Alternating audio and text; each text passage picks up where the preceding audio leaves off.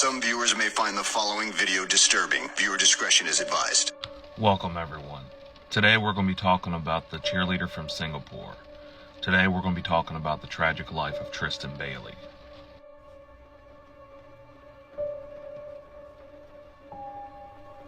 On May the 9th, 2021, it would look as a normal day in Florida, specifically Jacksonville, Florida. And being that it was Mother's Day, the Bailey family had decided that they would spend Mother's Day by cooking breakfast. The Bailey family, which was originally from Singapore, but they would eventually move to Jacksonville, Florida, to a more upper-class residential cul-de-sac. They were a fairly large family, and they would have 3 daughters. Brittany, who was currently at the time going to college, and the only children living with them was their middle daughter Alexis and their youngest Tristan. So the family would wake up fairly early on the morning of the 9th and start beginning this Mother's Day celebration breakfast for the mother, Stacy. The father, Forrest, would be cooking the food, and his daughter, Alexis, would actually be helping out. He had been expecting the youngest daughter, Tristan, to help out with the festivities as well, but she was not up around that time. And the family had figured she'd probably stayed up late, so they would just let her sleep in. By 9:40 in the morning, it was definitely unlike Tristan, who would be described as someone with a lot of energy. And her parents would even describe her as a very energetic child. So Stacy would ask Alexis to go up to the room where Tristan was at and begin knocking on the door. Alexis would do as her mother would ask and would walk up to the room and begin knocking on the door gently, and also calling out for her sister Tristan. But to her surprise, she would not get an answer. So Alexis would begin knocking again and still calling out for her sister with the same response: silence. She would do this a couple more times, and eventually she would open up the door, and to her shock, she would find that her sister was not in her room. She would then run down to her parents and tell them that she could not find her 13-year-old daughter, Tristan Bailey. It is at this point that both parents would go outside and begin calling for their daughter, but they would not get an answer. Stacy would turn around and ask Alexis when was the last time she had seen her daughter, and Alexis would tell her mother it was sometime around midnight. Stacy would then pick up her phone and begin calling her daughter to see where she was at. But to her surprise again, the call would go directly to voicemail, which would make Stacy realize that either her phone was dead or had been turned off, which was completely unlike Tristan. Stacy would then try logging on to the app Snapchat, as the family had regularly used the app.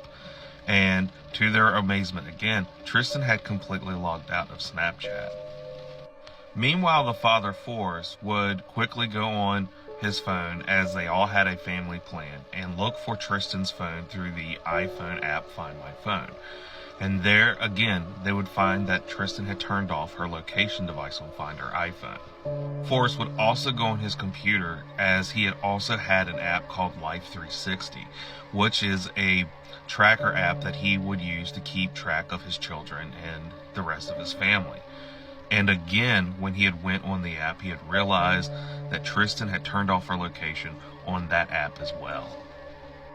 Forrest at this point would get on the social media app Facebook, and he would begin making posts that he was looking for his daughter Tristan, and that himself and the family had not been able to find her all morning.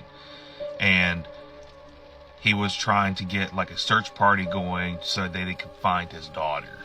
While Forrest was making these posts on social media, Stacy would take it upon herself to dial 911 to report her daughter being missing. The dispatcher would quickly tell Stacy that before they could investigate or anything, for her to take a moment and look throughout the house and check every room by room, to make sure her daughter was not there. And Stacy would tell the dispatcher that they had already done that and they could not find her daughter anywheres. Stacy would then tell the dispatchers that the only thing of importance that they had found was they had also checked the phone records of the family, and had realized that their daughter had actually sent a text message to a number that was unfamiliar to them around 11 p.m. that night. And the area code would be 407, which was really strange to her parents because that area code is in Orlando, which is about 2 hours from Jacksonville. Stacy would then tell the dispatcher that the previous night Tristan was not upset, but would also tell the dispatcher that there of late that their 13-year-old daughter had been somewhat standoffish when it came to Forrest and herself. But the dispatcher would tell Stacy that that was completely normal for a 13-year-old child, because around the time that children go from adolescence to teens, they kind of create like this attitude or create a distance between themselves and their parents as a way to break away and create their own identities. Stacy would then tell the dispatcher that leading up to that night that their 13-year-old daughter had been spending more and more time with the neighboring neighbors around the cul-de-sac. But Stacy would also say that she was not alarmed about this because they lived in a fairly upper-class cul-de-sac, and she felt that it was very safe for her to hang around the neighbors. She would also go and talk about that her daughter was fairly active in her school activities, going as far to say that she participated in at least 3 different cheerleading squads, where all of her teachers and her coaches spoke very highly of her.